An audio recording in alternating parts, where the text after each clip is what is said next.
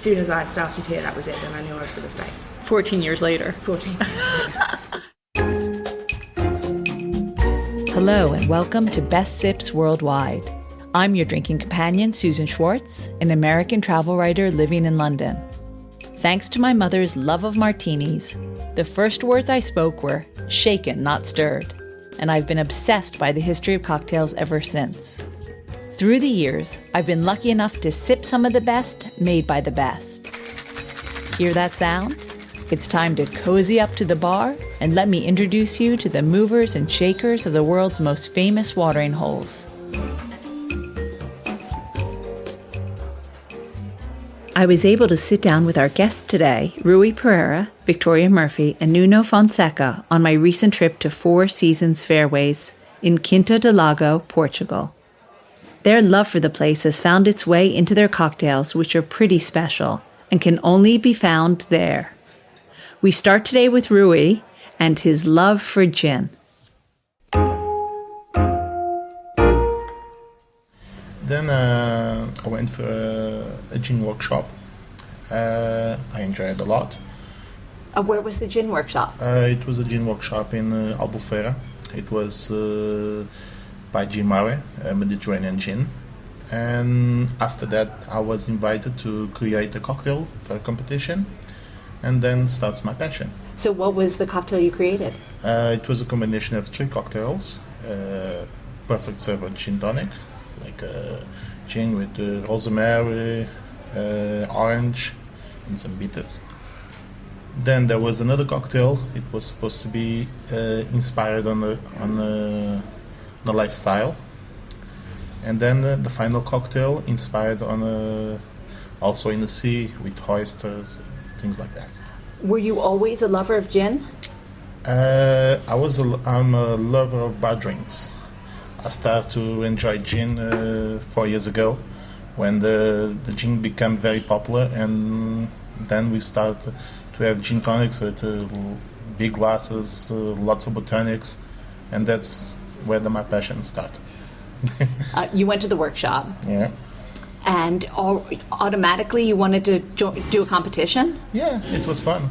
They just convinced me that was interesting, and it was. I just met new people, new techniques, and the environment was very, very friendly and very nice. And were they doing anything gin specific at the hotel here? Here we have a gin evening that started 3 years ago. And it became very popular. We got a selection of 8 different types of gin, and each one of them we serve different ways. And our clients seem to enjoy it a lot, and they come just for that every Wednesday. Did you think this up? It was night? Me and my head chef and the manager.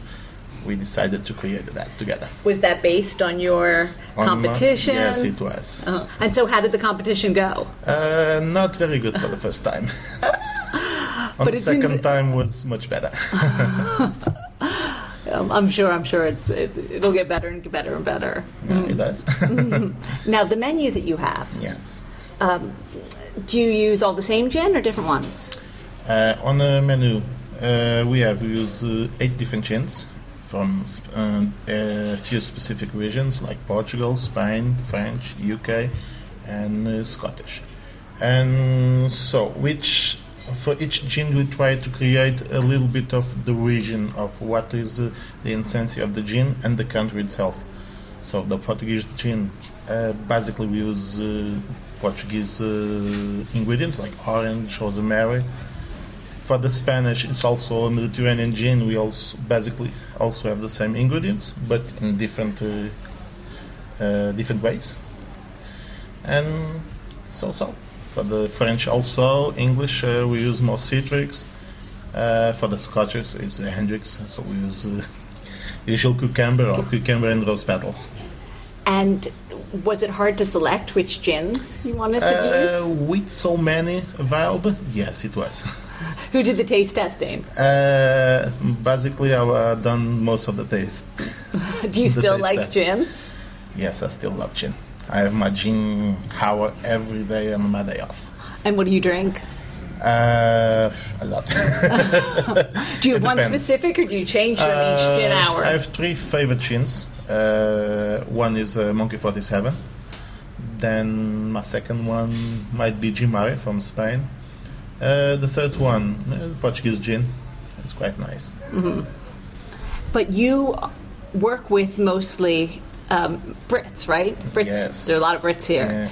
And were you finding that they were asking for gin all the time? Gin and tonic, gin and tonic? Yes, I could say so. It's one of the drinks we serve most, gin tonic. And have you been able to convince them to try different kinds of gins? Yes, I did, especially the Portuguese ones. They seem to be love it. And what makes a Portuguese gin different from any other? I should say the one people get impressed, and when they hear about, they want to try it. Is a Charish. We call it. It's a gin. We call it Charish Blue Magic. Is a changing color gin. So that might be the reason why people enjoy that gin a lot. Do you usually serve the Portuguese gin with anything specific? Since we have 2 Portuguese gins, we have the classic Charish and the changing color Charish. Changing color Charish is made from 11 ingredients, including Portuguese raspberries and Portuguese strawberries. So since the gin changed color from blue to pink, we decided to serve it with raspberries and strawberries. So it makes the color similar to those. So how does it change? It's a flower called Clitoria ternatia, or blue pea flower in English. And the flower comes from Indonesia, and it's very intense color, blue color. And when the tonic comes in together with the gin, the citric acid from the tonic makes the color changing. So it starts off blue. It starts blue and it goes pink. Well, I've got to see that. So should we go make one? Yeah. You're obviously not Portuguese. No. So what brought you to Portugal? I went along with the flow. I had a couple of friends who wanted to move abroad 15 years ago, and I just went with them. I always worked in hotels, bars, so I thought, why not work in Portugal? It's just as easy. Well, where were you working before? Where were you living? In England. I used to work for a brewery, so I sort of travelled around. We used to do relief management, going into pubs, sometimes trouble pubs that had a bit of problems with staff and with customers, and sort of turn them around 6 months or a year and then move on to the next one. What brewery was it? It was Scottish Newcastle. And were you living up in... You always lived inside the pubs, yeah. Always, since I was 17. And what drew you to that world? The first time I went for an interview, when I was 17, I was at college, but I didn't like it. It wasn't for me. I wanted to earn money, I wanted to be working, and I couldn't work behind a bar at 17, but I went to work in the kitchen. First of all, washing dishes, and then moving up and eventually behind the bar. And but it was the couple I worked for. It was a real family atmosphere. I lived upstairs. My boss used to employ lots of foreigners, lots of people from all around Europe who would be backpacking, and Australians and things. And it was just so lovely meeting everybody different, and it just sort of, I got addicted to it, really. Yeah, And what made you want to come behind the bar? I think that was always what I wanted to do. I just wasn't old enough at first. As soon as I turned 18, I was behind the bar, and I've never been anywhere else. I'll help out. I help in a restaurant. I used to do a bit of chambermaiding when it was needed, but always behind the bar is where I wanted to Do you be. think it was the people, even meeting the people in front of the bar? Definitely, yeah. And I loved not always working in the same place every single day. That's why I like doing the reliefs, going from pub to pub, because it was always something different, It was always a new crowd. It was a new group of, in England, you get a lot of the locals pubs, the regulars pubs, where it's the same people every single day, but they can be fun as well. I love them.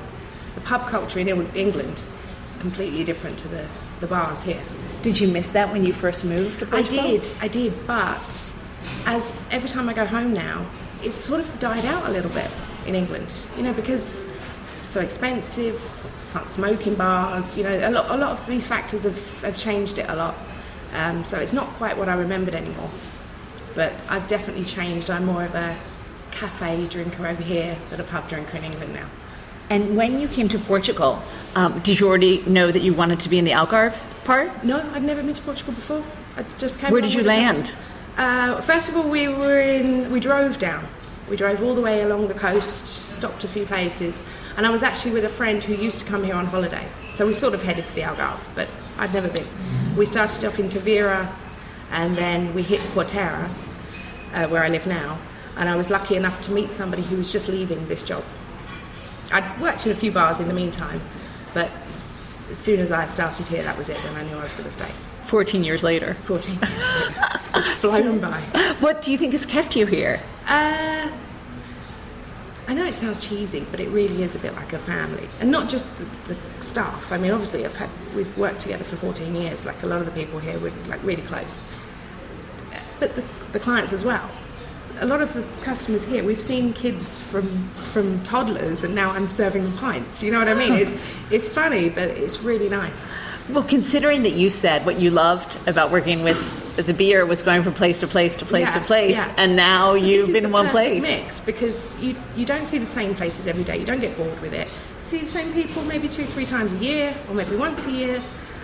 But it's always changing. It goes with the seasons. There's the winter, there's Christmas, there's New Year, there's summer season, which obviously is crazy. But it's always different. That's what I love about it. That's so lovely. I like to hear that. And being behind the bar here, do you get to fulfill your creativity about drinks? Oh, definitely, yeah. I mean, we have such a wide range of drinks available anyway. You know, everything from kids' drinks right up until, you know, the gins, which Rui was showing you yesterday, and the cocktails. But if I come up with an idea for a cocktail, Sonia's fantastic. She'll let me do whatever I want. She'll let me try it out, put it on as a special. Or what is one that you've done? Oh, I started on. I love cocktails, because in England nobody drinks cocktails. It's just pints and gin. Oh, you haven't been to London for a while. Oh, yeah, that's probably true. It is totally cocktail culture. But it's not the same as sitting by the pool in the sunshine having a cocktail. I love the long drinks. I put on Sex on the Beach today, a classic, obviously. But I like to have a little different recipe. You know, put a bit of melon liqueur in it. Or do a hurricane. I discovered a hurricane. I was watching TV. I've been to America, but I never saw a hurricane before. Were you in New Orleans ever? No. But it's famous now. So I discovered a hurricane. I thought, I'm going to make a brilliant hurricane. But I love testing it out on people as well, you know, especially where they're in the perfect atmosphere to try it out. Do you find them receptive to it? Definitely, yeah. So they come up, they order maybe a margarita, and you say, no. Yeah, they're very open to suggestions here, yeah. Yeah, it's brilliant. It's perfect for somebody who wants to try out new drinks. And that's because they trust you. Yeah. Because they've seen you here for 14 years. Exactly, yeah. They're I'm like a family member. What are some other drinks that you've made? Ooh, I like my frozen cocktails. I like one I discovered when I came to Portugal was Caipirão. Have you tried Caipirão? Brazilian, obviously, close connections with Portugal. But there's all kinds of variations. You have the crushed ice, you have the lime, you have the brown sugar.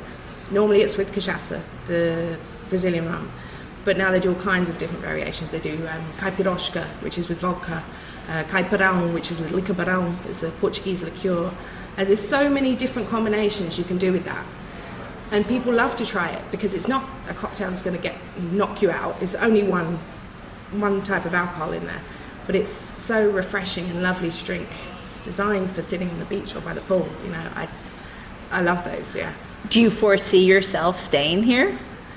Do you know, it's funny, everybody always asks me that, and ever since the first year I was here, I've said, well, you never know what next year might bring, you never know. But I haven't gone now, and I've no intention to in the near future, so probably, yeah.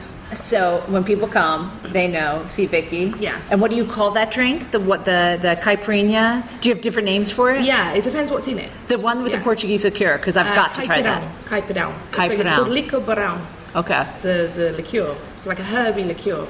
And you put that with lime, sugar, crushed ice.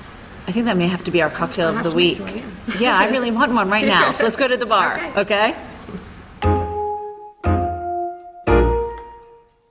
I started when I was 17 as just a summer job.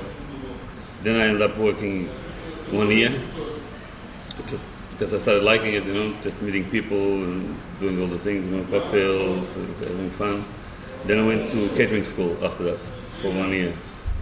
And then I started working When you were in catering school, were you thinking of being a chef or always with barman, cocktails? yeah. Always barman. Always a barman, yeah. What was it about it that you liked?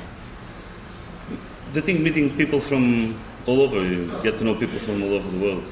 Yeah. The same here in hotels. So when did you start here? Here I started in '92, the first time. So you've been here a while. Then I left. Oh, you left. And where did you go then? Then I was in Vila Moura, working in a hotel in Vila Moura. Always in the Algarve. Always in the Algarve. You never wanted to leave. No. You love it. Yeah, I like the Algarve. Yeah. It's near the ocean. You can go to the beach every day. You can do a lot of different stuff. So Listen, I totally understand. We're sitting here in the sun. It's beautiful, and I have a caipirinha. Yeah, and the sun lasts for 8, maybe longer, 9 months. You can go to the beach from April to October, November. The last years you can be on the ocean in November. So since you've been here so long, you must know a lot of the members and the people who come. Well, I know some that used to be teenagers, almost like when I started, and now they have their own kids, you know. Yeah, so it's... From before they could order a cocktail to now that they can order a cocktail. Some of them, they had kids and now their kids have kids already, yeah. But that's crazy. Yeah, it is. From the first time, people that I met the first time I was here, this 92, then I left in 94. I came back again in 97. What do you think drew you back? Why did you want to come back to here? I was working in Vila Moura and the hotels is not the same thing, you know? It's different. Here you get to know everybody after a while. In hotels you always get different people and sometimes you get situations, you know? It's different in hotels, yeah. And so it's, I guess, the relationships. Yeah, it is. I think it is, yeah. Because in hotels sometimes you get different kinds of guests. They can create situations even from nothing, you know? So no situations here? No, it's different because you end up coming year after year after year, sometimes more than once a year. Do it 4 or 5 times a year. Some people even more than that. And do they always order the same drinks? No, it depends, yeah. On the summer or on the winter. I mean, when you know someone, do you say, "Oh, the regular"? I'll have the. I know a lot of that. Yeah, there's a lot of them that they stick to the same thing. So, what do you think is the most popular thing you make? I think it's mainly gin. Gin is quite popular. It's always been, you know, with the gin night because it's all over the world. Gin is like worldwide.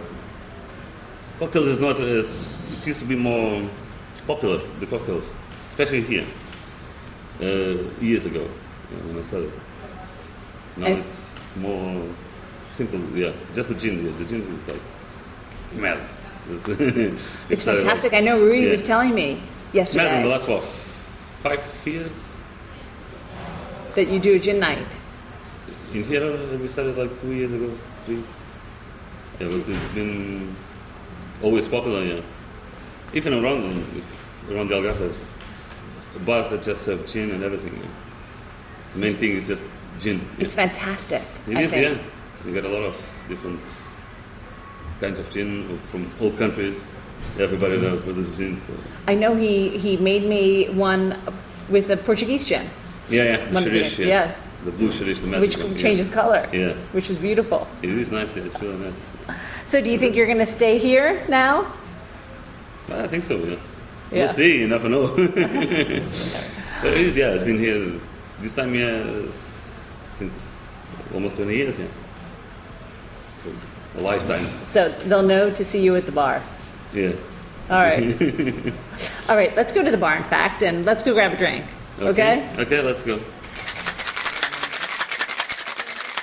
I want to thank the whole team for bringing me into the family.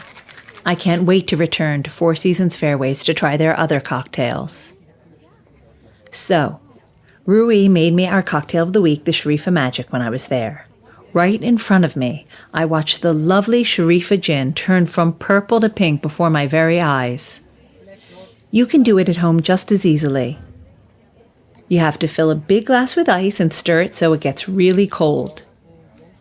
Cut up 3 pieces of strawberries, 3 raspberries, and 3 blueberries and add it to the glass.